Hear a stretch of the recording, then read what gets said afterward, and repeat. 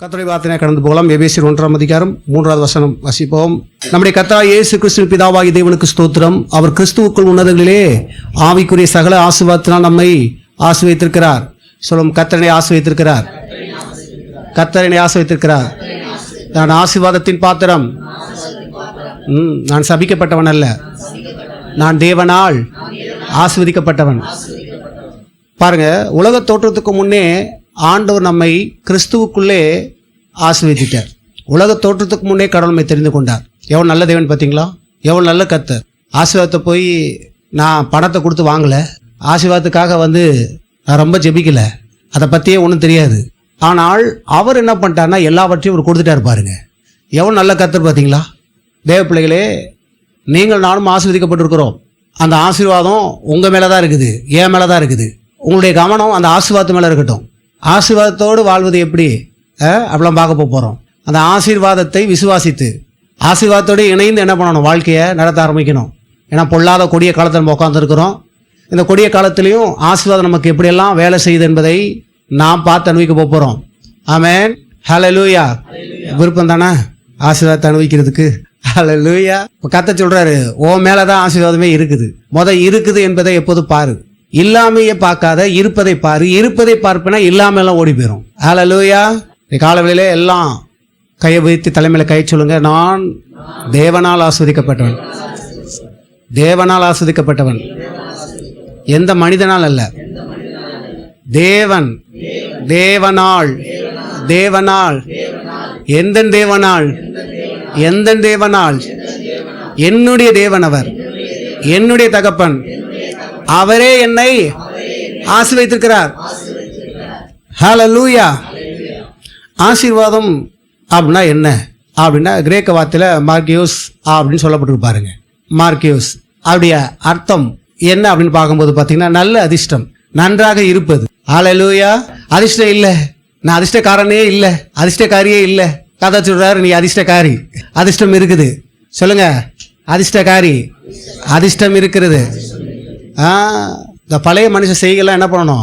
தூக்கி எறிஞ்சிடணும். பழைய மனுஷனுடைய காரியங்கள்லாம் தூக்கி எறிஞ்சிடணும். புரியுதுங்களா? அதை உள்ளே வச்சுருந்தேன்னா அதுதான் நடக்கும். அதனால தான் நான் பலமுறை சொல்கிறது, இந்த ஜாதகம் இந்த இதெல்லாம் என்ன பண்ணணும்? பலமுறை சொல்லிக்கிட்டே வரேன், கவனமாக கேளுங்க. ஜாதகத்தை பார்க்குறேன், அதை பார்க்குறேன், இதை பார்க்குறேன், அவன் சொன்னா இவன் சொன்னா, இதெல்லாம் பிசாசு. மனுஷன் அவன் பேச நமக்கு சப்போர்ட்டாக பேசுகிற மாதிரி தெரியுற மாதிரி இருக்கும். அவன் தான் பெரிய பிசாசே. அவன் பிசாசுக்கு தன்னை விட்டு போட்டுருக்கிறான். இந்த பிசாசு சொல்கிறதுக்கெல்லாம் அவன் என்ன பண்ணுவான்? எவ்வளோ புரிய வச்சாலும் உங்களுக்கு புரிய மாட்டுது. எவ்வளோ சத்தியங்கள். அது ஏன் அப்படின்னா நல்லா கவனிங்களேன், சத்தியத்தை இரவு மகளும் தியானிப்பதில்லை. நம்ம அதை தியானிச்சோம் அப்படின்னா சைட்டாக நிற்போம், ஈர்த்து நிற்போம். ஜாதகக்காரன் சொல்கிறான், குறி சொல்கிறான், அவன் சொல்கிறான், இவன் சொல்கிறான். இவங்கெல்லாம் யாருக்கு ஊழியக்காரர்கள் தெரியுமா? பிசாசுக்கு ஊழியக்காரர்கள். நான் எப்படி தேவனுக்கு ஊழியக்காரனோ, தேவனுடைய வார்த்தைகளை எடுத்து உங்களுக்கு உரைக்கிறனோ, அதே போல் அவர்கள் பிசாசின் வார்த்தைகளை எடுத்து உரைக்கக்கூடியவர்கள். பிசாசு என்ன சொல்லுதோ அதுதான். ஜாதகம் ஃபுல்லாக நம்பிங்க அப்படின்னு சொல்லும்போது பார்த்தீங்கன்னா, அந்த ஜாதகத்தின் மூலியமாய் பிசாசு உங்களை ஆட்சி செய்ய ஆரம்பிச்சிருவான். அதனால தான் வேதம் சொல்லுது, என்ன சொல்லுது? இருளின் அதிகாரத்திலிருந்து தேவன் விடுதலையாக்கி தமது அன்பின் குமாரனுடைய ராஜ்யத்துக்கு உட்படுத்தியிருக்கிறார். இருளின் அதிகாரத்துக்குள்ள இந்த ஜாதகம், இந்த குறி சொல்றது, இதெல்லாம் இதுக்குள்ள வந்துடும். நல்ல விளைக்குங்க. இன்னைக்கு இதையெல்லாம் என்ன அப்படின்னு சொல்லும்போது பார்த்தீங்கன்னா, நம்மளை ஆதிக்கம் செலுத்தி அவன் பார்த்து நீ நல்லா வாழ்னா தான் வாழ முடியும். அவன் பார்த்து 2 வருஷம் நல்லா இருக்கணுமா, 3ஆவது வருஷம் என்ன பண்ணுவான்? கவுத்திக்கிடுவான். 4ஆவது வருஷம் இன்னொன்று சொல்லிட்டு இருப்பான். புரியுதா? அதை சொல்றது என்ன பண்ணக்கூடாது. அப்போ கர்த்தர் என்ன பண்ணானா, அந்த அதிகாரத்துல தான் நான் வெளியே உன்னை கொண்டு வந்துட்டேன்ட்டாரு. என்ன நடந்திருக்குது என்பதை பார்க்கணும். முதல்ல நம்முடைய வாழ்க்கையில கர்த்தர் என்ன சொல்ல வராரு என்பதை சரியா புரிஞ்சுக்கிறணும். கர்த்தர் சொல்வதுதான் சத்தியம். பொய் சொல்ல அவர் மனுஷன் இல்ல, பொய்க்கு அதிபதி பிசாசு. தேவன் இந்த பூமியில இருக்கும்போது சொல்றாரு பிசாசை பார்த்து, அவன் பொய்காரன். அவன் ஆதி முதல்ல என்ன பண்ணிட்டு இருக்கானா? பொய் சொல்லி கொண்டு இருக்கிறான். அதில் தேவ பிள்ளைகளே, பிசாசின் சத்தத்தை தூக்கி எறிந்து விடுங்கள். பிசாசுக்கு வேலை செய்ய அநேக பேர் இருக்கிறாங்க. பிசாசுக்கும் உங்களுடைய வாழ்க்கையை பற்றி தெரியும், தெரியாதா? அவன் என்னவா இருக்கிறான்? ஆவியா இருக்கிறான். பிசாசு ஆவியா இருக்கானா இல்லையா? இந்த பிசாசு தெரியுமா தெரியாதா? சில நம்ம கவர்ச்சிக்கப்படுகிறோம். என்ன அப்படின்னா, அவங்கள பற்றி சில விஷயம் சொல்லிட்டா என்ன பண்ணிடுறோம்? கவர்ந்தெழுக்கப்படுகிறோம். பிசாசு சொல்லும். நீங்கள் வேதத்தில் பார்க்கும்போது பார்த்தீங்கன்னா, பவுல் ஊழியம் செய்யும் பொழுது பிசாசு என்ன சொல்லிச்சு? அவளை பார்த்து, உன்னதமான தேவனுடைய ஊழியக்காரர் பார்த்து சிரிச்சாங்களா என்ன? கடிந்து கொண்டான் பவுல். போ, நீ எனக்கு சொல்ல வேண்டிய அவசியம் இல்லை. நீ சொல்வதனால உனக்கு பின்னாடி வந்து நீ நினைக்காத. ஆனால் நம்ம பின்னாடி போயிடுவோம். ஒரு பிசாசு உங்களை பார்த்து ஒரு நல்ல வார்த்தையை சொல்லிச்சுன்னா என்ன பண்ணுவோம்? நம்மளை பற்றி சொல்லுது, நமக்கு எதாவது செஞ்சாலும் செய்யும், நல்லது எதாவது பண்ணாலும் பண்ணணும்னு என்ன பண்ணிடுவோம்? பின்னாடியே போயிடுவோம். பாருங்க, தேவ பிள்ளைகளே விளங்கி கொள்ளுங்கள். பிசாசு அப்படியே உள்ள வந்து அதுக்கப்புறம் வேற ஒன்று சொல்லுவான். முதல்ல உன்னை உன்னத ஊழியக்காரனுமா, அதுக்கப்புறம் போ வேற மாதிரிலாம் சொல்லுவான். தேவ பிள்ளைகளே, முற்றிலும் அகற்றி விடுங்கள். உங்களுடைய வாழ்க்கையை குறித்து தேவன் பிரகாசமாய் பேசியிருக்கிறார். உங்கள் வாழ்க்கையும் என் வாழ்க்கையும் குறித்து பிரகாசமாய் பேசியிருக்கிறார். தீமையை தேவன் பேசவில்லை, நன்மையை பேசியிருக்கிறார். கர்த்தர் சொல்றாரு, உன் மேல ஆசீர்வாதத்தை எதுக்கு வச்சிருக்கேன் தெரியுமா? அந்த ஆசீர்வாதம் உனக்கு நன்மையை கொண்டு வந்துடும். ஆசீர்வாதம் உங்க மேல இருக்கும்போது அது நன்மையை கொண்டு வரும். ஆனா ஆசீர்வாதத்தை நீங்க நம்பாதனால தான் நன்மையே வர்றதே இல்லை. உங்களை நம்புறீங்க, உங்க வேலையை நம்புறீங்க. இல்லை என்ன பண்றீங்க? உங்களையும் உங்கள் வேலையை நீங்க நம்புறீங்க. வேலையை நம்புறதுனால பாத்தீங்கன்னா ஆசீர்வாதம் வேலை செய்யறது இல்லை. இப்போ ஆசீர்வாதத்தை நீங்க நம்புவீங்கன்னா, ஆசீர்வாதத்தை நீங்கள் விசுவாசிப்பீர்கள் என்றால் இப்போ பல அதிர்ஷ்டம் உங்களுக்கு உண்டாக ஆரம்பிக்கும். என்னடா நீ ஒண்ணுமே செய்யல, எப்படி அந்த பணம் வந்துச்சு? ஆண்டு இப்படி தந்தார். அதிர்ஷ்டக்காரன்டா, அதிர்ஷ்டக்காரிடா சொல்றோமா இல்லையா? இப்பதான் 1 மாசம் தான் சேர்ந்தா, அடுத்த பதவிக்கு போயிட்டா, அதிர்ஷ்டக்காரிடி சொல்றோமா இல்லையா? பல வருஷமா வேலை செஞ்சுட்டு இருக்கான், உண்மையா இருக்கான், உத்தமமா இருக்கிறான், மேற்பதவிக்கு போகல. நீங்க நிறைய இடங்களை பாத்தீங்கன்னா பெரிய சண்டைகள், குழப்பங்கள்லாம் வேலை ஸ்தலத்துக்குள்ள இருக்கும். பாத்திருக்கீங்களா? இந்த வேலை ஸ்தலத்துக்குள்ள பாத்தீங்கன்னா என்ன சொல்றாங்க எல்லாருமே? இத்தனை வருஷமா வேலை பார்த்தேன், உண்மையா இருந்தேன், உத்தமமா இருந்தேன், என்னையும் என்ன பண்ணல, அந்த பதவிக்கு கொண்டு போல. அந்த பதவிக்கு நான் தான் சூட்டபிளான பர்சன் தான். இத்தனை வருஷமா ஒர்க் பண்ணீங்க, உண்மையா இருந்தீங்க, எல்லாம் தான் இருந்தீங்க. இப்போ மேட்ரு என்னன்னு சொல்லும்போது பாத்தீங்கன்னா, அவன் அதிர்ஷ்டக்காரன் வந்துட்டான், அவன் அதிர்ஷ்டக்காரி வந்துட்டான். ஒன்ன மாதிரி உழைக்கல, ஒன்ன மாதிரி எதுவும் பண்ணல. கேட்டா என்ன ஆயிருது? தூக்கி வச்சிட்டான். அவங்ககிட்ட தான் நல்லா பேசுறாங்க, அவங்க மேல ஒரு அஃபெக்ஷன்லாம் இருக்குது. கேட்டா அதிர்ஷ்டம். நான் சொல்லுகிறேன் தேவ பிள்ளைகளே, அது உலகத்தால 110 பேர் தான் அந்த அதிர்ஷ்டம். ஏதோ இந்த பிசாசு ஏதோ போடுறதுன்னு நினைச்சுக்கோங்க. ஆனால் தேவப்பிள்ளை விலகிக் கொள்ளுங்கள். இயேசுவை யாரெல்லாம் சொந்த ரட்சகராக ஏற்றுக்கொண்டிருக்கிறீர்களோ நீங்கள் எல்லாம் அதிர்ஷ்டக்காரர்கள். இப்போ இந்த அறிவு உங்களுக்கு தேவையா இருக்குது. இப்போ இந்த அறிவு வந்துச்சுன்னா போதும், அதிர்ஷ்டம் துவங்க ஆரம்பிக்கிறது, நன்மைகள் துவங்க ஆரம்பிக்கிறது. இப்போ நீங்க மற்றவங்க பார்த்து கையை பார்த்து இவெல்லாம் பண்றதெல்லாம் சக்சஸ் ஆகுது, நான் பண்றது சக்சஸ் ஆகலன்ற பேச்சை நிறுத்தி நான் தொடர்ந்து சக்சஸ் ஆகும். ஏன் தெரியுமா? உலக அதிர்ஷ்டக்காரர்களை காட்டிலும் என்னுடைய அதிர்ஷ்டம் பெரிய அதிர்ஷ்டம். ஏன்னா இது எல்லாவற்றையும் மேற்கொள்ளும். தேவனால் நான் ஆசீர்வதிக்கப்பட்டவன் என்றால் வானத்தை பூமி படைத்த கர்த்தர் அவரே என்ன பண்ணிருக்கிறார்? என்னை ஆசீர்வதிச்சிருக்கிறார்னா நான் எவ்வளவு பெரிய ஆள் என்பதை புரிஞ்சுக்கொள்ளுங்க. நீங்க சாதாரண ஆள் இல்ல. ஹலோ, நீங்க சாதாரண ஆளா எண்ணிட்டு இருக்கீங்களா? சாதாரண ஆளா நினைச்சிட்டு இருக்கீங்களா? சொல்லுங்க, நான் சாதாரண ஆள் இல்ல, அசாதாரணமான ஆள். ஹல்லேலூயா. பாருங்க, இந்த அறிவை பிசாசு மறைக்கிறான். இந்த அறிவை பிசாசு என்ன பண்றான்? பூட்டி போடுகிறான். இப்படி நீ அறிஞ்சுக்கிறாத. நீ உன்னை எப்பவுமே எப்படி அறிஞ்சுக்கிறனோ, ஒண்ணுக்கு உதவாதவள், தொட்டதெல்லாம் தொடங்காது. இதை பிசாசும் மனுஷர்களுடையும் பேசி போடுறான். நான் ரட்சிக்கப்பட்ட போது கவனம் விளங்கிக்கொள்ளுங்க. ஆண்டுக்குள்ள தொடர்ந்து இறங்கி வரும்பொழுது என் கண்ணு முழுக்க இந்த ஜாதக நோட்டு வந்துகிட்டே இருக்கும். ஜாதக நோட்டு ஏன்னா அந்த ஜாதகத்தை எடுத்துட்டு போய் என்னன்னு பார்த்துக்கிட்டே இருப்பாங்க குடும்பத்தில். தெரியாத அவங்களுக்கு. பார்த்தேன், ரட்சிக்கப்பட்டேன், எனக்கு ஜாதகம் இனிமேல் வேத வசனம். உன்னை கவனிங்க, சில நேரம்லாம் நீங்கள் பார்க்கும்பொழுது இந்த ஜாதகம், அந்த ராசி இதெல்லாம் பார்க்கும்பொழுது இந்த டே காலண்டர்லாம் பார்த்தீங்கன்னா கரெக்டாகிற மாதிரி இருக்கும். சில நேரம் நன்மை சொல்வதிலே தீமை கரெக்டாக நடக்குது. ஆனால் பாருங்க, நான் ஆண்டுக்குள்ள வந்துட்டேன், இது என்னை ஆட்சி செய்யக்கூடாது, இதுக்கும் எனக்கும் என்ன பண்ணல சம்மந்தம் கிடையாது. பழைய மனுஷனுடைய செய்கை இதெல்லாம். பழைய மனுஷனுக்கும் ஜாதகத்துக்கு சம்மந்தம் உண்டு. நீ பழைய மனுஷனா? நீ ஒவ்வொரு முறையும் ஜாதகத்தையும் குறிகாரர்களையும் சொல்றதை நீங்கள் கேட்பீர்கள் என்றால் நல்ல கவனமா புரிந்து கொள்ளுங்க தேவ பிள்ளைகளே. நீங்கள் பழைய மனுஷன் என்பதை உறுதிப்படுத்திக் கொண்டே இருக்கீங்க. கர்த்தர் சொல்றா, நீ பழைய மனுஷன் அல்ல, பழைய மனுஷி அல்ல, நீ பழைய மனுஷன், பழைய மனுஷி அப்படின்னு என்பதை நீ நம்புறேன்னா உன் செயல்பாடு பழைய விஷயங்கள்லாம் போய் தொட்டும் எல்லாம் பண்ணும். ஜாதகம், குறி, மற்றவங்க என்ன சொல்றாங்கன்னு சொல்லி இதிலே போய் நீங்க மூழ்குவீங்க. உங்களுக்கு ஆரம்பத்தை நல்லா சொல்ற மாதிரி இருக்கலாம், அடுத்து உங்க வாழ்க்கையை அழிக்கிறதுக்கான விஷயங்கள் பிசாசு பேசி கொண்டு இருப்பான். இப்ப செத்து போயிருவா, அப்ப செத்து போயிருவா, உனக்கு ஒண்ணு வராது, நட்டமாயிரும், அப்படி இப்படி எதையான்னு சொல்லி நம்மள என்ன பண்ணுவோம்? பயமுத்துருவான். இந்த பயத்தை உள்ளே அனுப்பும் போது இந்த பயம் அந்த வேலையை செஞ்சு விடும். எப்படி தேவனுடைய ஆசீர்வாதங்களை எடுத்துக்கொள்வதற்கு விசுவாசிக்க சொல்றாரோ, வார்த்தை கேட்கும் பொழுது நமக்குள்ள விசுவாசம் உருவாகுது. தேவார்த்தை கேட்கும்போது என்ன உண்டாகுது? உங்களுக்குள்ள ஒரு விசுவாசம் உண்டாகிறது, தட்டி எழுப்புறது, ஆசீர்வாதத்தை எடுக்கும்படியாக அந்த விசுவாசம் உங்களை தூண்டுகிறது. அதே போல பிசாசு மனிதர்கள் மூலியமாய் பேசுற வார்த்தைகள் உங்களுக்குள்ளே போகிறது. நீங்க கேட்கிறீங்க காதுனாலே. நீங்க கேட்கும் பொழுது அந்த வார்த்தை உள்ள போய் என்ன பண்ணுது? பயமும் திகிலையும் ஏற்படுத்தி, இப்ப பயத்தை நீங்கள் அனுமதித்ததுனால பயம் வேலை செய்வதற்கு நீங்க என்ன பண்றீங்க? விட்டு கொடுத்துட்டீங்க. அதனால நடக்க ஆரம்பிக்குது. பாருங்க தேவ பிள்ளைகளே, பொல்லாத பிசாசுகள் பேசுறது, நம்ம சிந்தைக்குள்ள பேசுறது, எப்படியா ஏதாவது ஒரு வழியில வருவான் பாருங்க. ஒண்ணு மனுஷன் மூலமா பேசுவான், இல்ல தனிமையில நம்ம உட்காந்துருக்கோமா, படுத்திருக்கிறோமா, எங்கேயா மைண்டை டைவெர்ட் பண்ணி என்ன பண்ணிடுவான்? எதையாவது ஒன்று போட்டுக்கிட்டே இருப்பான். என்ன செஞ்சுட்டு இருக்க, அதெல்லாம் ஒன்றும் ஆகாது, போ, அப்படியாச்சு இப்படியாச்சு. ஏதாவது ஒரு சில விஷயம் ஆஃபீஸ்லயும் மற்ற காரியங்கள் நடந்துச்சுன்னா அதை முன்ன வச்சு சொல்ல வச்சு செய்யறான் அப்படின்ற பாருங்க. பிசாசு நல்லா வச்சு செய்வான். நீங்க அப்படியே கேட்டுக்கிட்டே இருக்கீங்களே, உள்ள மனசுக்குள்ள பேசுறதை கேட்டுக்கிட்டே இருக்கீங்க. அவன் உணர்த்தி கொண்டு இருக்கிறத நீங்க என்ன பண்றீங்க? உணர்ந்துகிட்டே இருக்கிறீங்க. அதை உணர என்ன ஆகுது? அப்படியே உங்களுக்குள்ள சோர்வாகி பலவீனமாகி சில தூக்கமே வராம என்ன பண்ணிட்டு இருக்கோம்? புலம்பிட்டு இருப்போம். பாருங்க தேவ பிள்ளைகளே, அதை நிறுத்துங்கள். முதலிலே நீங்கள் சொல்லுங்கள், எனக்கும் பழைய மனுஷ வாழ்வுக்கும் சம்மந்தமே கிடையாது. நான் பழைய மனுஷியே கிடையாது, புது மனுஷி. தேவன் என்னை தெரிந்து கொண்டார், தேவன் என்னை அழைத்திருக்கிறார். ஆகையால் தேவ பிள்ளைகளே, பழைய மனுஷனை கர்த்தர் ஆசீர்வதித்தார் அப்படின்னு போடப்பட்டிருக்குதா? பழைய மனுஷன் சபிக்கப்பட்டவன். சாபத்துக்கும் பழைய மனுஷனுக்கும் சம்மந்தம் உண்டு. இந்த பழைய மனுஷனை எடுத்தீங்கன்னா சாபம் உங்க வாழ்க்கையில செயல்பட ஆரம்பிக்கும். தேவ பிள்ளைகளே, ஆசீர்வாதத்தை வாழ்றது நல்லா ஈஸி. புரிஞ்சுக்கிட்டு செயல்படுத்துறீங்கன்னா இப்போ எல்லாத்துலயும் நல்லா வந்துருவீங்க. எல்லாத்துலயும் ஆமென். பணத்துல பெருக போறீங்க. பெருகுமா பெருக மாட்டோம், பெருகுமா பெருக மாட்டோம், பெருகுமா பெருக மாட்டோமா? இன்னும் இப்படியே இருக்க போறீங்களா? பெருக போறேன். யாரு பெருக போறீங்க? பெருக போறீங்க. நீங்க உங்களுக்குள்ள எப்போதுமே காலையில எந்திரிச்ச உடனே, காலையிலையும் சாயங்காலமும் கொஞ்சம் தனிமையில உட்காந்து கண்களை மூடி எப்படி வேணாலும் உட்காந்துக்கோங்க. உங்களை நீங்களே பேசுங்க. உங்க பேர் என்ன? ஏதாவது வேதத்தில் இருக்கு, நான் சொல்றேன், இதை நான் செய்கிறேன். அது செய்யலைன்னா ரொம்ப அழிஞ்சு போயிருப்பேன். தனிமையில உட்காந்து ஜெபம் பண்ற வைக்கல, அது ஓகே, அது தனிப்பாட்டு. நான் சொல்ல பாட்டை புரிஞ்சுக்கோங்க. சோர்வுகள் தாக்கும் பொழுது, பயங்கள் தாக்கும் பொழுது, அதிரியங்கள் உண்டாக ஆரம்பிக்கும் பொழுது எல்லாமே எங்க போய் உள்ள போய் உட்காருது, உள்ள போய் ஸ்டோர் ஆயிடுச்சு. இப்போ நான் உள்ள உட்காந்து இப்போ உள்ள நான் பேசுவேன், மோசே பயப்படாத, தேவன் உன் கூட தான் இருக்கிறார், நீ பலப்படுவ, எழும்புவ, உன்னை யாரும் அழுத்து தர முடியாது, உன்னை யாரும் அமுக்க முடியாது, உனக்கு குரோதமாக எழும்ப முடியாது, எந்த சக்தியிலும் வேலை செய்யாது. உங்களுக்கு நீங்களே பேசுங்களேன், என்ன நடக்குன்னு பாருங்க. ஆக்டிவா ஆயிடுவீங்க. அன்னைக்கு ஃபுல்லா பயங்கரமா கிரியை செய்வீங்க. உள்ள வியாதின்னு சொல்லி வரும்போது பேசணும், மோசே பலனா இருக்கிற, சுகமா இருக்கிற, ஆரோக்கியமா இருக்கிற, உன்னை எதுவுமே மேற்கொள்ள முடியாது, தேவன் உனக்குள்ள இருக்கிறார். வேத வசனத்தை உங்களுக்கு நீங்களே பேசுங்க. நீங்க அந்த வார்த்தை பேச பேச அந்த வார்த்தையின் வல்லமை உங்களை அப்படியே என்ன பண்ணும்? சுகப்படுத்தும். அப்படியே செயல்பட ஆரம்பிக்கும். இதை சொல்லிட்டு இங்க வரைக்கும் கேட்பீங்க, அங்கே போனோன்னு மறந்துடுவீங்க.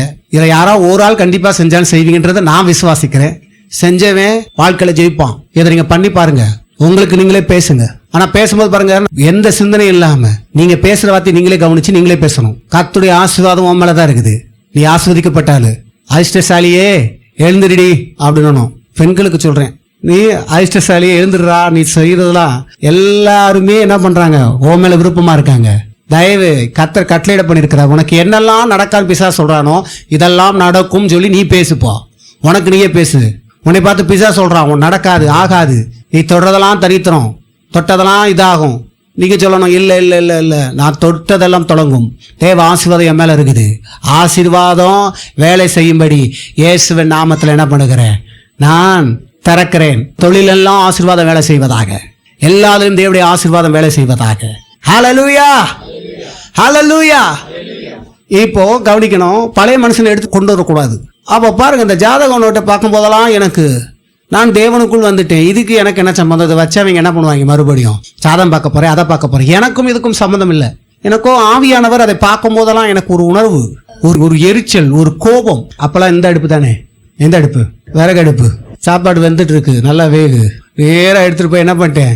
எது முக்கியம்? டேட்டு, பிறந்த டேட்டும் தேதி மட்டும் எழுதி வச்சுக்கிட்டு மொத்தமா போட்டு எரிச்சாச்சு.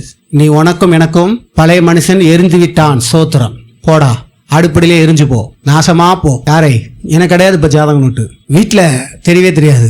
குறிப்பிட்ட நாட்களுக்கு பிறகு பார்த்தா என்ன ஜாதகம் நோட்டுல நான் எரித்து விட்டேன், நான் எரிக்க போறேன் சொல்லிட்டு இருந்தா எரிக்க விடுவாங்கன்னு நினைக்கிறீங்களா? பெரிய பூகம்பமே உண்டாகும். எனக்கும் அதுக்கும் சம்பந்தம் இல்லை. நான் அவன் அல்ல, அதுல எழுதப்பட்ட நபர் நான் அல்ல. தேவ பிள்ளைகளே, பொல்லாத விருப்பங்களை பிசாசு கொண்டு வருவான்.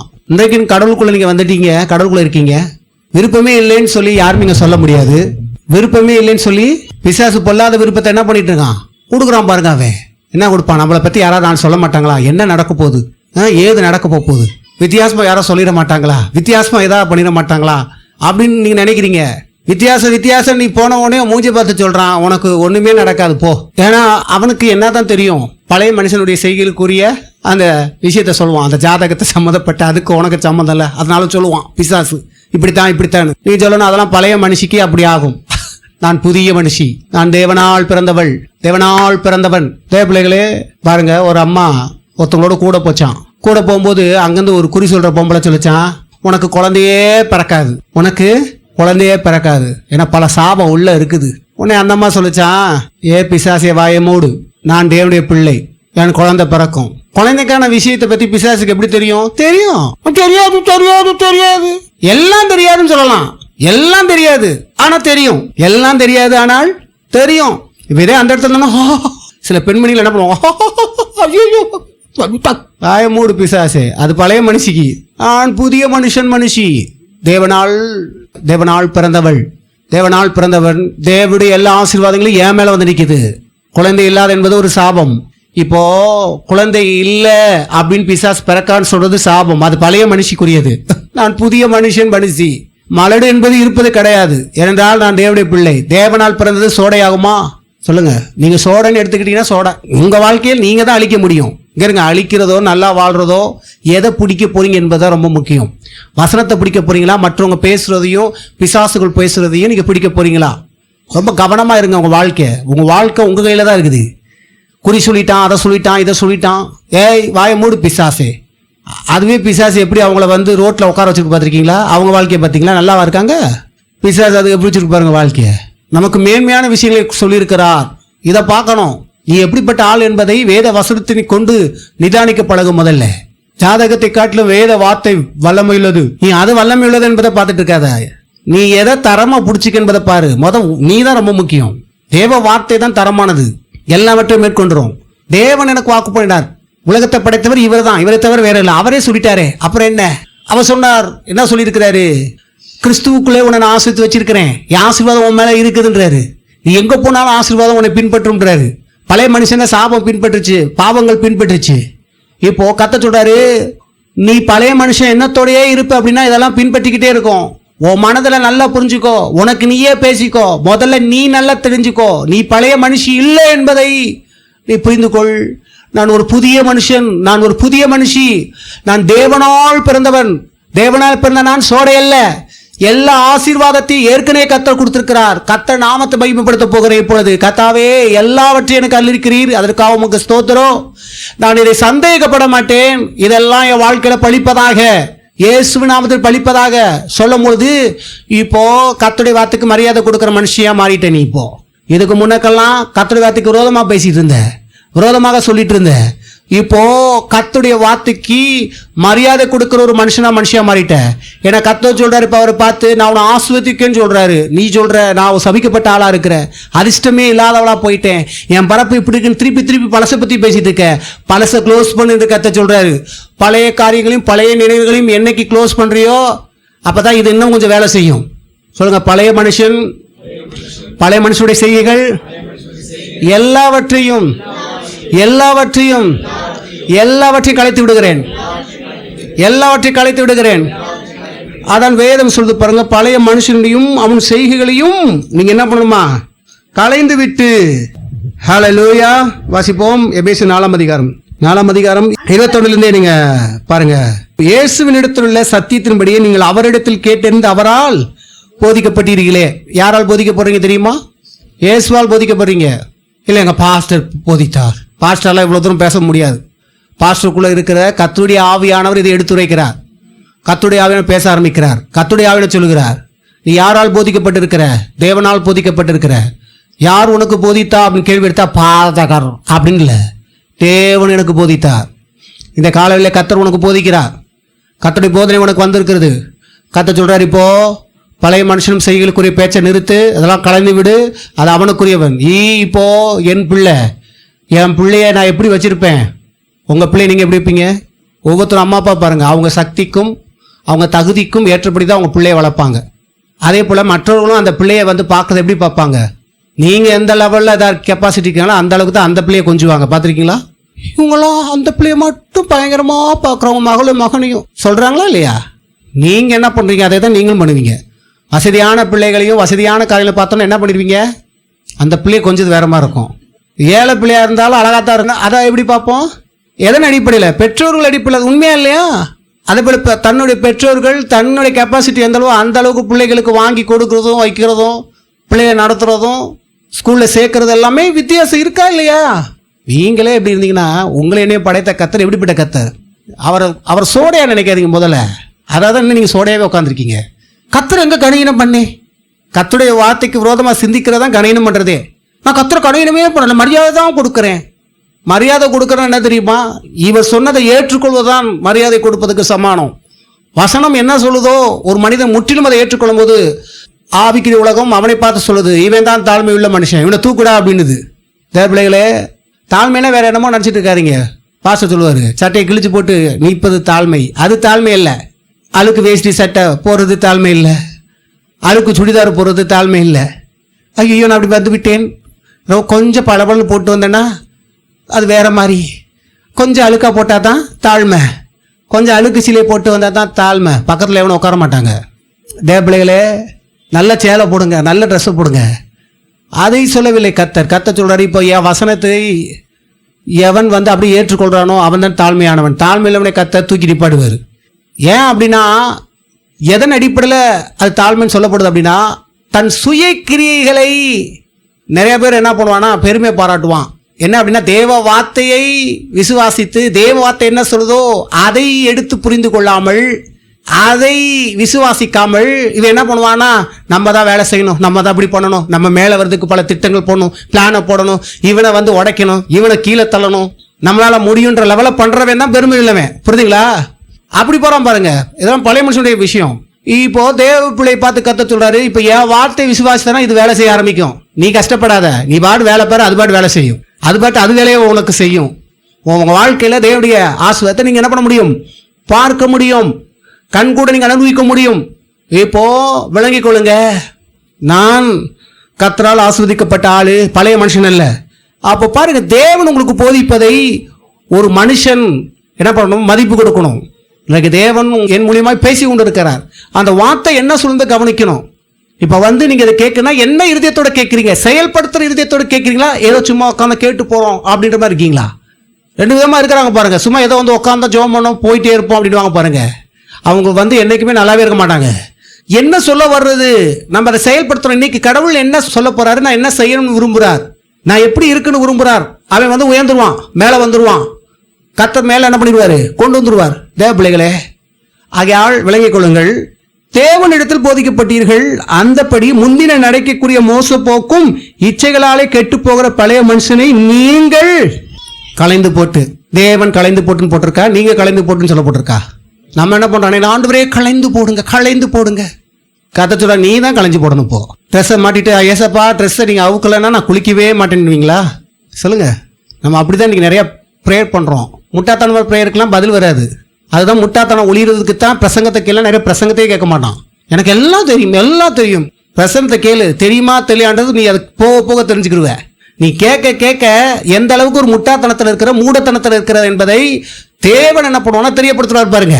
ஹலோ, தேவன் தெரியப்படுவார். கேட்கணும், கேட்டால் தான் முட்டாத்தனம் ஒளிஞ்சு போய் நல்ல வாழ்க்கையை அனுபவிக்க முடியும். இந்த உலகத்தில் நல்ல வாழ்க்கையை வாழ்ந்து அனுபவி. முன்னாடி இந்த மாதிரியே இருந்து கெட்டு போகிற வாழ்க்கையை வாழ்ந்து அப்படியே போய் மறிச்சிடக்கூடாது. இந்த உலகத்தில் நிறைய பேர் அப்படி தான் மறிக்கிறான். கிறிஸ்துவின் ஆசீர்வாதத்தை இந்த உலகத்தை நான் அனுபவிக்க போகிறேன். செத்து போன போகிற அனுபவிக்க ஒன்றும் தேவை கிடையாது. எல்லாம் அங்கே போய் எல்லாம் ஒரே மாதிரி தான். இந்த உலகத்தில் இருந்து கர்த்தருடைய ஆசீர்வாதத்தை அனுபவிப்பது தான் நல்ல காரியம், நல்ல விஷயம்.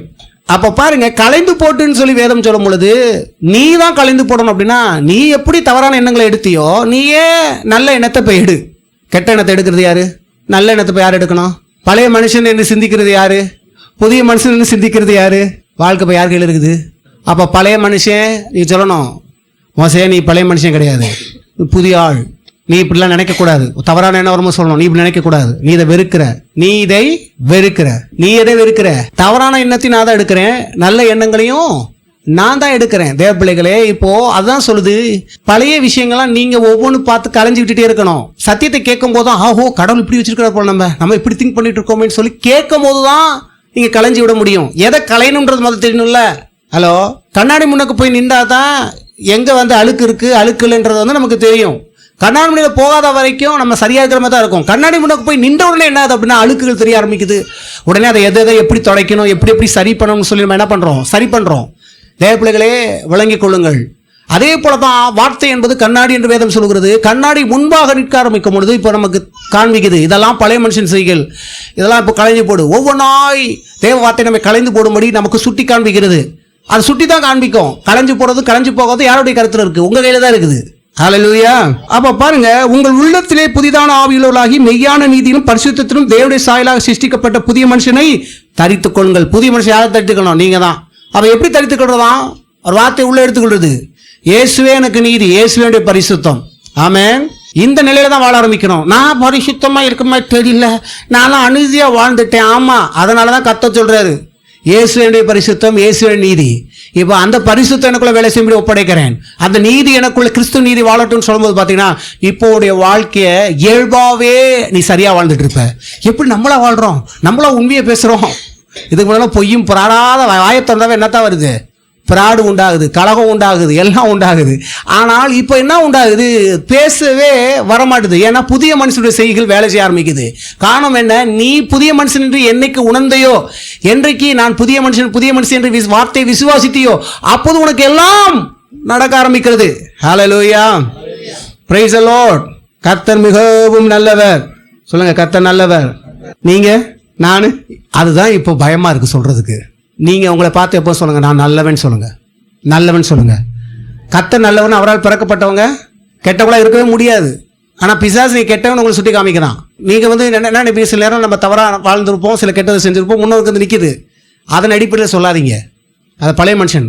ஏன்னா இப்போ இந்த செய்கைகள்லாம் ஒளிஞ்சு போகணும்னா, இனிமேல் இதெல்லாம் உங்களுக்குள்ள உண்டாகக்கூடாதுன்னா, கர்த்தர் நல்லவர், அவரால் பிறந்த நானும் நல்லவன், இதை சொல்லுங்க.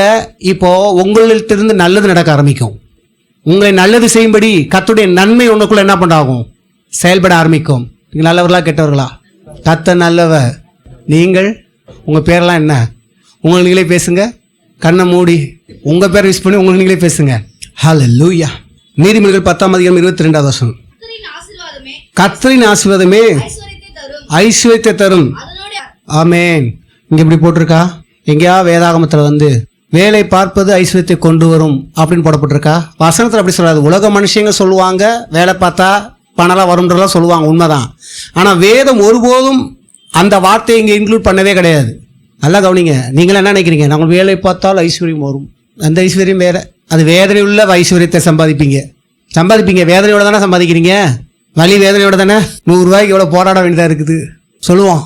வேலை பார்த்துருக்குமே சில பாரு, எப்படி இருந்தா நான் இன்னைக்கு இப்படி வந்து இவன் இப்படி பேசுகிறான், இவன் இப்படி பேசுகிறா, இப்படி திட்டுறாங்க, அப்படி திட்டுறாங்க, இவங்ககிட்டலாம் கேவலப்பட வேண்டியதாக இருக்குது. இந்த காசுக்காக லோன் அலைய வேண்டியதாக இருக்குது. காலை எழுந்திரிச்சு தூக்கம் இல்லாமல், சரியான இது இல்லாமல் எவ்வளவு பாடுபட வேண்டியதாக இருக்கிறது. ஐயோ கர்த்தாவே, வேலை பார்த்தா தான் சம்பளம், வேலை பார்த்தா தான் சம்பளம். இப்படி கான்செப்டில் வளர்ந்தீங்கன்னா அது வேற மாதிரி போயிடும். ஆனால் தேவ பிள்ளைகள் இப்படிப்பட்ட கான்செப்டில் வரக்கூடாதான். வேலை பார்க்கணும், வேலை பார்த்தா சம்பளம். ஆனால் வேலையால் தான் ஐஸ்வர்யனாவேன் என்ற கான்செப்ட் உங்களுக்குள்ள இருந்துச்சுன்னா அது உலக கான்செப்ட், தூக்கி போட்டுருங்க. ஏன்னா வேதம் எந்த இடத்துல வேலை பார்த்தா தான் கோடீஸ்வரனா ஆவேன்னு சொல்லப்படலை. அப்படின்னா அது சொல்லியிருக்கும். நீ அந்த மாதிரி நீ ஆக முடியாது. அநேக நேரம் நிறைய பேர் வேலை பார்க்குறான், பயங்கரமாக கொடுமையான வேலை பார்க்குறான். அவன் கோடீஸ்வரனா இருக்கான்னு பார்க்குறீங்களா? சும்மா வரும், அப்போ பார்த்தா அவன் பாட பயமாக போய்கிட்டே இருப்பான். சரி, வேலை பார்த்துருக்கீங்களா? தேவ பிள்ளைகளே, வேதம் சொல்லுது கர்த்தருடைய ஆசீர்வாதம் உனக்கு என்னத்தை கொண்டு வரும்? அப்போ வேலையை நம்பி வாழ்வது நம்முடைய விசுவாசம் இல்லை. நீங்கள் அப்படி தான் விசுவாசிட்டு இருக்கீங்களா? அதனால தான் தோற்று போயிட்டே இருக்கீங்க. அப்பப்போ நீங்கள் வேலையை விசுவாசிக்க கூடாது. வேலையை விசுவாசிப்பதல்ல, ஆசீர்வாதத்தை விசுவாசிக்கிறேன். வேலையை விசுவாசிப்பதல்ல, ஆசீர்வாதத்தை என்ன பண்ணுகிறேன்? நான் விசுவாசிக்கிறேன். அந்த ஆசீர்வாதம் எனக்கு ஐஸ்வர்யத்தை கொண்டு வருது. இப்போ அதே இடத்துல தான் வேலை பார்க்குறேன், அதே வேலையை பார்க்குறேன். ஆனால் இப்போ ஆசீர்வாதம் ஐஸ்வர்யத்தை பெருக்கி கொண்டு வருது. நான் போட்ட முதல் கொஞ்சம் எடுக்கிறது எதனால்? ஆசீர்வாதத்தினால். புரியுதுங்களா? அதே வேலை தான் இப்போ பார்க்க போகிறேன். ஆனால் உங்கள் மைண்ட் இப்போ மாறுது. பழைய மனுஷனுடைய மைண்டோட போய் பார்த்தீங்க, தோற்று போனீங்க. இப்போ மைண்டு இப்போ என்ன ஆகுது? நான் புதிய மனுஷி, நான் தேவனால் ஆஸ்வதிக்கப்பட்ட ஒரு ஆள் சொல்லணும். காலை எது சொன்னேன்? ரோஜா சிஸ்டர் இருக்கான்னு சொல்லணும். ரோஜா, நீ பழைய மனுஷன் எப்போ பார்த்தா சும்மா லூசுத்தனமாக எண்ணிக்கிட்டு இருக்காத, குறையாவே எண்ணிட்டு இருக்காத, கீழான விஷயமாவே எண்ணிட்டு இருக்காத. உன்னை உயர்வா எண்ணு. கர்த்தர் உன்னை உயர்வா வைத்திருக்கிறாரே, மேன்மையாக வைத்திருக்கிறாரே. நீ நல்லா இருப்ப, நீ தொடர்றதெல்லாம் தொடங்கும். ஆண்டோடைய ஆசீர்வாதம் எனக்கு உனக்கு ஐஸ்வர்யத்தை அள்ளி தரப்போ போகுது. போ, நீ தான், உன்னை மிஞ்ச யாரும் இல்லை. இப்படி பேசுங்களே, குதூகலம் உண்டாகும். உங்களுக்குள்ள இருக்கிற ஆற்றலை வெளிப்பட ஆரம்பிச்சிடும். உங்களுக்குள்ள தேவனுடைய ஆசீர்வாதம் இயங்க ஆரம்பித்து விடும். நீங்கள் உங்களுக்குள்ள பேசி அழுத்தம் போட்டு சரியில்லை, நீ அப்படி இல்லை, குறை, நீ பிறந்தது சரி, உள்ள பேச என்ன ஆகுதுன்னா தேவ ஆசீர்வாதம் வேலை செய்யாமல் போகிறது. புரியுதா? நைட் படுத்திருக்கும் போது கூட பேசிக்கிட்டே இருக்கணும். உள்ள நல்லா தூங்கு, கடவுள் பக்கத்தில் இருக்கிறாரு, நிம்மதியாக தூங்கு. நீ தூங்கும் போதே கடவுள் வேலை செய்கிறாரு.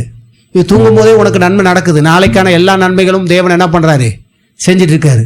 நான் தூங்குறேன், கண்ணை மூடி தூங்கும்போது தூங்க உடனே என்ன தூங்கும், கடற்கரை தூக்கம், அந்த தூக்கம், சண்டையோட சச்சரவு தூங்கினா வழங்காது.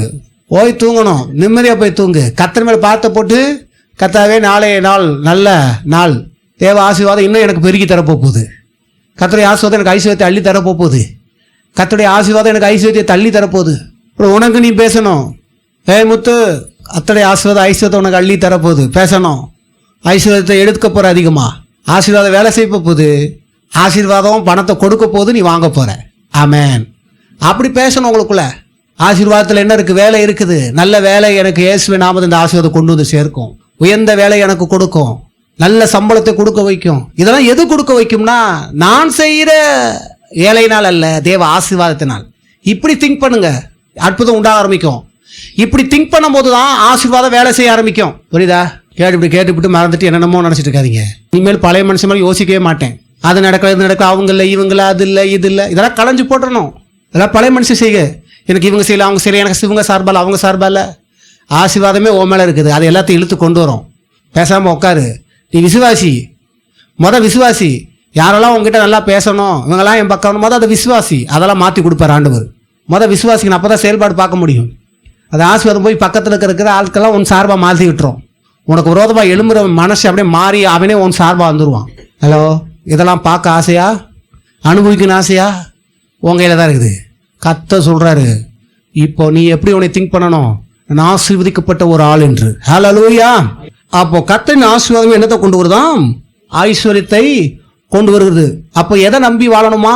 உங்கள் வேலையை நம்புறதில்ல, ஆசீர்வாதத்தை. அதை நம்புகிறேன், அதை விசுவாசிக்கிறேன். என் மேலே கர்த்தரின் ஆசீர்வாதம் இருக்குது, அது எனக்கு வேலை செய்யும். அது என்னை யாரெல்லாம் வெறுக்கிறாங்களோ அவங்களெல்லாம் என்ன பண்ண வைக்கும்? என் சார்பாக அது வேலை செய்ய வைக்கும். நைட்டு படுக்கும்போது சொல்லணும், காலையில் தேவடைய ஆசீர்வாதமே எனக்கு எல்லா வழிவாசம் திறந்து கொடு, நான் கர்த்தாவே உங்கள் ஆசீர்வாதத்தை விசுவாசிக்கிறேன், அது நாளைக்கு எனக்கு நல்ல நிறைய புதையல்களை கட்டளையிட போகிறது. ஆமென். வாசிப்போம். ஆதியாகமம் 24ஆம் அதிகாரம் 34-35. ஆடு மாடுகளையும் வெள்ளியையும் பொன்னையும் வேலைக்காரும் ஒட்டகளையும் கழுதையும் கொடுத்திருக்கிறார். பாருங்க அந்த பதத்தை கவனிங்களே. கர்த்தர் நிஜமான மிகவும் ஆசீர்வதித்திருக்கிறார். அது என்னத்தை கொண்டு வந்துதான்? சீமான் ஆக்கி இருக்குது. யார? எது ஆக்குனது? ஆசீர்வாதம் சீமான் ஆக்குமா ஆக்காதா? நீ சீமாட்டியா என்ன? உனக்கு நிறைய வேலைக்காரெல்லாம் இருப்பாங்களாம். போங்க, நானே வேலைக்காரமே தான் வேலை பார்த்துட்டு இருக்கேன். தேவ பிள்ளைகளே, இனி நீங்கள் சொல்லுங்கள், கர்த்தருடைய ஆசீர்வாதம் என்னை சீமாட்டியாக ஆக்கி இருக்கிறது, சீமானாக ஆக்கி இருக்கிறது. இந்த ஆசீர்வாதம் தான் இப்போ ஆசீர்வாதத்தோடு சேர்ந்து வேலை பார்க்க போகிறேன். அதே வேலை தான், ஆனால் இப்போ எண்ணங்கள் மாறிடுச்சு. ஏன்னா முன்னாடி இதே வேலை தான் பார்த்தேன், என்னை நம்பி என்னுடைய உழைப்பை நம்பியே நான் பார்த்துட்டு இருந்தேன். ஆனால் இப்போ அதில்லை, என் மேலே கர்த்தரின் ஆசீர்வாதத்தை பார்க்க போகிறேன். அதான் புதிய மனுஷனுடைய செய்கை. புதிய மனுஷனுடைய செய்கை என்ன? தேவன் மனிதனுக்கு என்ன வழங்கினாரோ, தேவ பிள்ளைக்கு என்ன கொடுக்கப்பட்டதோ அது தேவ பிள்ளை விசுவாசிக்கணும். தேவ பிள்ளை பாருங்க, தேவன் நான் சொன்னேன் பார்த்தீங்களா, உன்னுடைய அம்மா அப்பா அவங்க எந்த அளவுக்கு கெப்பாசிட்டி, அந்த அளவுக்கு தான் பிள்ளைகளுக்கு அந்த ஐஸ்வர்யத்தை பார்த்தீங்கன்னா செயின் எல்லாம் போட்டு பயங்கரமாக வைப்பாங்க பிள்ளைகளை. அது எதை காட்டுது? இவங்க அந்த அளவுக்கு படிக்கிற ஸ்கூல் முதற்கொண்டு பெரிய லெவலில் இருக்கும். நீங்கள் போய் பக்கத்தில் கூட போய் நிற்க கூட முடியாது. பக்கத்துலா கூட துரத்தி விட்டுருவாங்க செக்யூரிட்டி. யாரையா நீ போயா, ஆளையும் ட்ரெஸ்ஸையும் பார்த்தாவே இப்படி இருக்குது. சில ஸ்கூலில் போய் நின்று பாருங்க, உங்களுக்கு நிற்க கூட விட மாட்டாங்க. உங்களுக்கு இந்த ட்ரெஸ்ஸு கூட உங்களுக்கு பெருசாக தெரியல, அங்கே போனீங்கன்னா இதெல்லாம் மட்டமானுமா. இப்போது காரில் போய் இறங்கினா என்ன ஆகுது? வாங்க சார். இப்போ ஆசீர்வாதம் சீமானாக ஆக்கக்கூடிய அந்த ஆசீர்வாதம் மேலே இருக்குது. நல்ல அதிர்ஷ்டத்தை கர்த்தர் கொடுத்துருக்கிறாரு. ஜாக்பேட் மேலே இருக்குது, தொட்டதெல்லாம் தொடங்கும். தேவ பிள்ளைகளே, இதை விசுவாசித்து இதே தியானம் பண்ணணும், இதில் கவனம் செலுத்தணும். வேலைக்காரனுக்கு நல்லா தெரியுது. வேலைக்காரன் சொல்கிறான், வேலைக்காரன் மேலே கர்த்தருடைய ஆசீர்வாதம் கிடையாது, எஜமான் மேலே கர்த்தருடைய ஆசீர்வாதம் இருக்குது. எஜமான் மேலே ஆசீர்வாதம் இருக்குது என்பதை கூட இந்த வேலைக்காரன் கண்டுக்கிட்டான். அவன் தான் சாட்சிடுறான், கர்த்தர் என் எஜமானை மிகவும் என்ன பண்ணியிருக்கிறாராம், ஆசீர்வதித்துக்கிறான்னு யார் சொல்கிறா? அப்போது தேவனால் ஆசீர்வதிக்கப்பட்ட ஆள்னு சொல்லி உலகம் ஒன்றை பார்த்து சொல்லணும், இவர் இப்படி இருக்கானா, இவர் இருப்பதுக்கு காரணம் என்ன அப்படின்னா கர்த்தரின் ஆசீர்வாதம் சொல்லணும். இன்னைக்கு நிறைய பேர் சில சீமானா இருக்கிறாங்க, சொல்லுவாங்க அவனா 1000 பேரை கொள்ளையடிச்சு என்ன பண்ணுறான். அரசியல்வாதிகளை சொல்கிறாங்களா இல்லையா, இங்கே இப்படி இங்கே இப்படின்னு. பணக்கானா இருக்கலாம், ஆனால் மக்கள் எல்லாம் சபிப்பான், வேதனை உள்ளதை தான் அனுபவிப்பான். தெரியுமா உங்களுக்கு? இப்போ நம்முடைய சாட்சி என்னவா சொல்கிறாங்க, இவன் கர்த்தரால் ஆஸ்வதிக்கப்பட்ட ஒரு ஆள், இந்த அம்மா கர்த்தரால் ஆஸ்வதிக்கப்பட்ட ஆள். இந்த அம்மா மேலே ஆண்டுடைய ஆசீர்வாதம் இருக்கனால தான் இந்த அம்மா எது செஞ்சாலும் என்ன பண்ணுது, வாய்க்குது. இந்த ஐயா எது செஞ்சாலும் வாய்க்குது. காரணம் என்ன?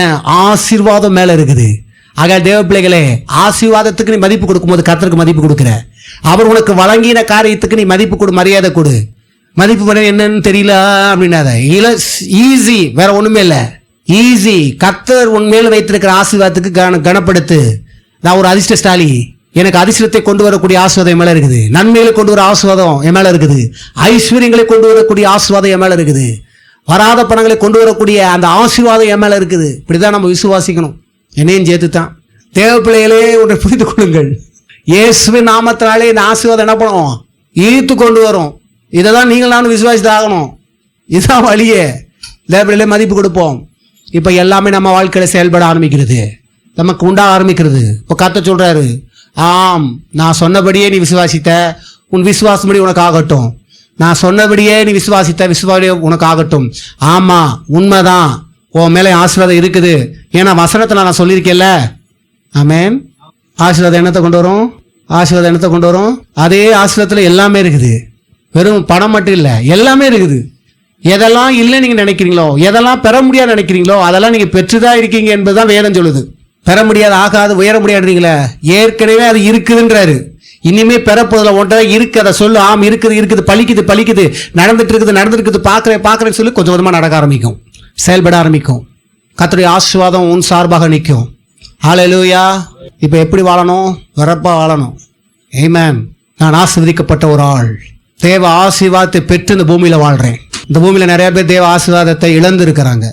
நாம் பெற்று இருக்கிறோம்.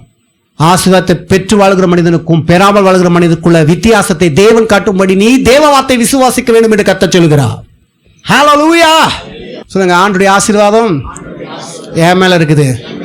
அந்த ஆசீர்வாதம் எனக்கு ஐஸ்வர்யத்தை கொண்டு வரும். கர்த்தர் என்னை ஆசீர்வதித்தனால் நான் சீமானா இருக்கேன். நான் சீமானா இருக்கிறேன். நான் சீமானா, நீங்க சீமாட்டி. நான் சீமான் தான் சொல்லுவேன், நீங்க சீமாட்டி சொல்லணும் பெண்கள்லாம். கர்த்தர் என்னை ஆசீர்வதித்திருக்கிறார். கர்த்தரின் ஆசீர்வாதம் எனக்கு ஐஸ்வர்யத்தை கொண்டு வந்திருக்குது. நான் சீமானா இருக்கிறேன். நான் சீமானா இருக்கிறேன். நான் சீமானா இருக்கிறேன். நான் சந்தோஷமா இருப்பேன், மகிழ்ச்சியா இருப்பேன். என் வேலையை நம்பி இல்லை, ஆசீர்வாதத்தை நம்பி. வேலையை நம்பி நான் இல்லை, ஆசீர்வாதத்தை நம்பி. அந்த ஆசீர்வாதம் எனக்கு நல்ல வேலையை கொடுக்கும், உயர்த்தும், மேலே கொண்டு வரும். எல்லா கண்களையும், தயவையும், இரக்கத்தையும் அது கட்டளையிடும். நான் வாழ்ந்திருப்பேன், சுகித்திருப்பேன், மேன்மையா இருப்பேன். நான் தேவனால் ஆசீர்வதிக்கப்பட்டவன். கர்த்தரின் ஆசீர்வாதம் ஐஸ்வர்யத்தை தரும். என்னை ஆசீர்வதிக்கவே கர்த்தர் ஆசீர்வதித்திருக்கிறார். நான் மலடி இல்லை, நான் மலடி இல்லை. கர்த்தரால் ஆசீர்வாதத்தை பெற்றவள், கர்த்தரால் ஆசீர்வாதத்தை பெற்றவன். ஹல்லேலூயா. எல்லாம் எழுப்பி நிற்போம்.